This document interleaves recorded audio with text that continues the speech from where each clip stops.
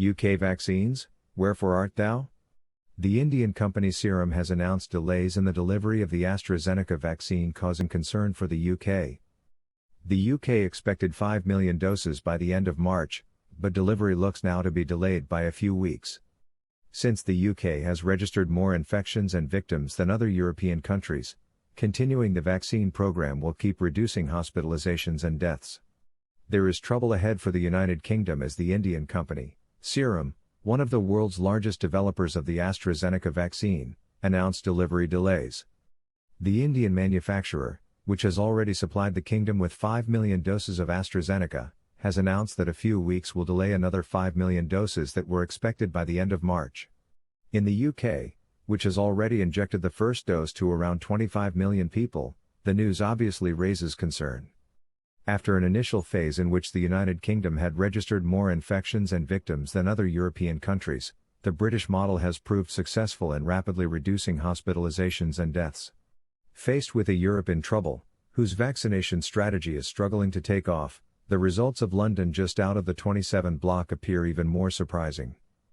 This is an opportunity too tempting for Prime Minister Boris Johnson not to take advantage of it, suggesting that the UK's vaccination success is also a success of Brexit and of decision-making autonomy in the face of the Brussels bureaucracy. The truth, however, is that the UK has counted on a steady and massive supply of doses of the AstraZeneca vaccine, 14 million doses, as much as all European countries combined, while fewer batches than expected have been delivered to Europe. Today, on the continent, a year after the start of the pandemic, the first barrier to resist the virus still seems to be the lockdown. Betrayed by India? The British vaccination campaign will slow down and will be caused by a postponement of deliveries by Serum. In the fight against the coronavirus and in the production of anti-COVID vaccines, India is characterizing itself as an exceptional protagonist. Its production capacity earned it the nickname of the world's pharmacy. The Indian press reported the need for the New Delhi government to speed up the internal vaccination campaign. There will be delays, but that will not affect our immunization roadmap, assured British Health Minister Matt Hancock. But the main thing is that we are on the right track and will be able to deliver the vaccines on schedule and in time to achieve the goals we set ourselves. In other words, the staged plan for the reopening of the country, announced by Boris Johnson 3 weeks ago, remains valid.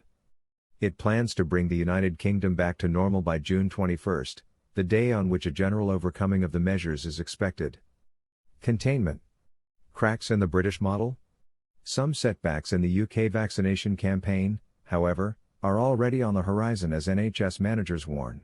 People under the age of 50 may have to wait up to a month longer than expected for vaccination due to a severe shortage of vaccines. Downing Street's attempt to minimize the extent of the delay is understandable after the UK government fueled the comments and proposed reading by tabloids and newspapers that the UK vaccine Bell's success is a Brexit success. This is a narrative that not only disproves those who were planning disasters for London on the eve of London's divorce from the Union, but which gives the post-Brexit UK an indication for an industrial strategy to pursue, that being supporting excellence in emerging sectors. The problem is that it cannot do it to the detriment of others, namely Europe. For this reason, in the vaccine war between the two shores of the Channel, also in light of the suspension of AstraZeneca vaccines by various countries in the bloc, it is difficult not to glimpse conflicting interests. After Brexit, Great Britain and the EU risk falling into Gore Vidal's trap: success is not enough to win. Others must fail. Doesn't Europe fit in? Meanwhile, the European Union is preparing for a new squeeze on the export of vaccines to the United Kingdom. On the day of the green light from the European Medicines Agency EMA for the AstraZeneca vaccine, a positive verdict, albeit conditional on warnings for people at risk, Commission President Ursula von der Leyen said she was ready to use every tool to reciprocity and proportionality in exports to the immunizers.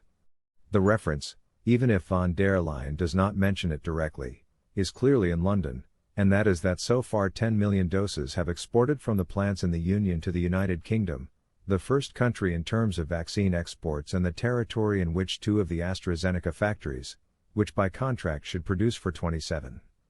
In the opposite direction, from the United Kingdom to Europe, the number of doses is 0. The President clarified all the options are on the table, but if the situation does not change quickly, Brussels will consider whether to adapt the export authorization to the level of openness of the other countries. This translates to mean that there could be blocks even higher than that imposed by Italy, which last February stopped 250,000 doses of vaccine leaving for Australia. The Union could in fact have recourse to Article 122 of the European treaties, a clause that provides for the adoption of emergency measures in the event of serious difficulties in the supply of certain products. Immediate response came from Downing Street, which, as in the past, rejects the accusations of export restrictions.